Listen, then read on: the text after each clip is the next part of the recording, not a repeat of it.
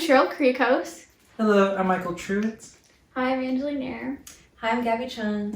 And this is our LOC group project. Our LOC group primarily focused on improving the sexual needs gap for the youth in our greater Houston community and spreading more information for women in the LGBTQ plus community. Right, and we chose this because women, LGBTQ plus people, since the South mainly practices abstinence in schools and that's their main way of sex education and teaching sex education, we wanted to make sure that we provided children in our own backyard the way to have access. One of our goals was to contact a sexual wellness expert to provide information and resources to our target audience. Also, due to COVID and limitations within the Houston area, we brought in our search to sex wellness experts in Austin. However, the one individual we were able to contact with, it fell through due to complications. And once again, due to COVID, we weren't able to have a full-on drop-off with, we ended up just doing a drop-off. So what we ended up doing with, instead of having a full-on event at a shelter, we decided to get products that women in those situations would need. So we decided to get condoms, tampons and pads, undergarments, and various personal hygiene products, because for women on the streets, those are the harder things for them to find, and those are the things that are like less donated. Frequently you see like, you know, canned food drives, toy drives, but it's really rare that you see like people collecting like collecting like tampons and pads and stuff for our women. So that's what we did for our project. So we decided to take them and drop them off to a women's shelter.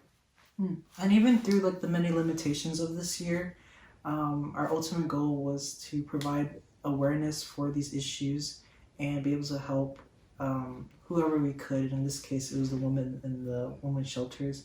And even through that, we hope it was enough for this project to sort of close the gap for sexual education for kind of youth in our area as we promote awareness on campus, at school, and on social media, and also able to touch like at least one woman's life in the women's shelter and get her some of the resources that she might need, and maybe we could help continue this throughout the year. And when we were in this process, I was shocked by how many women actually didn't realize, you know, that this was necessary for women in shelters, because we're normally given these things, but you know, a lot of women don't have access to it. So. Yeah, for example, like any of the girls here, we could just go to the nurse's office and grab a pad or a tampon, but women on the streets don't have that luxury, so they're resorted to their last resort is always, you know, a piece of clothing and other unsanitary items, and those lead to other medical conditions. And for a woman that can't even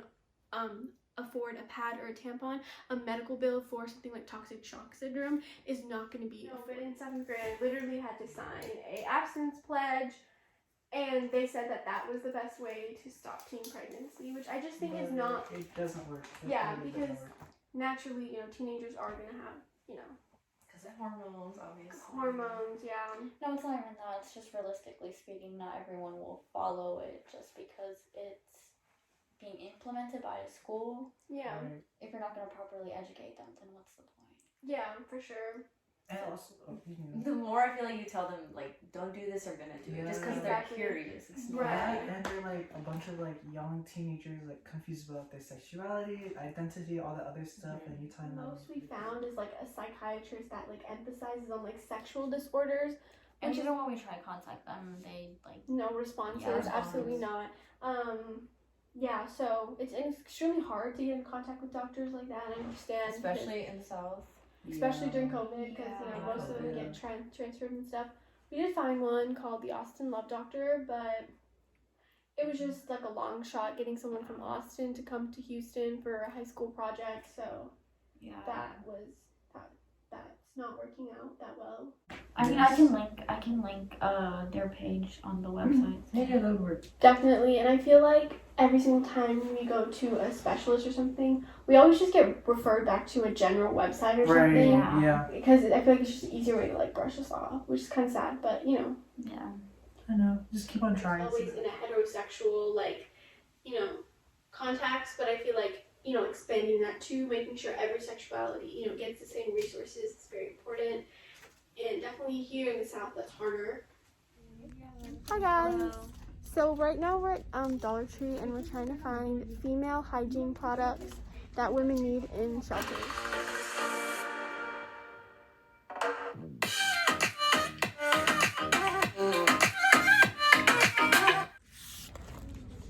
Okay, so we decided to go for loofahs, lotion, Pads, different flows, hand sanitizer, pandemic, toothbrushes, toothbrush, toothpaste, socks, socks, panty liners, tampons, and body wash and shampoo and conditioner. Yep.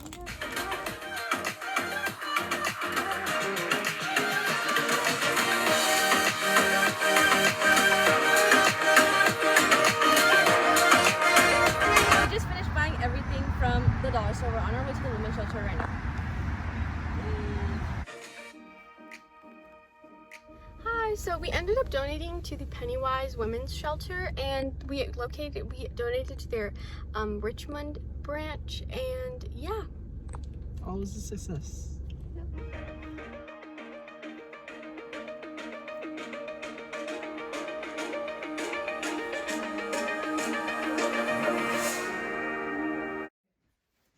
Thank you, and please continue donating.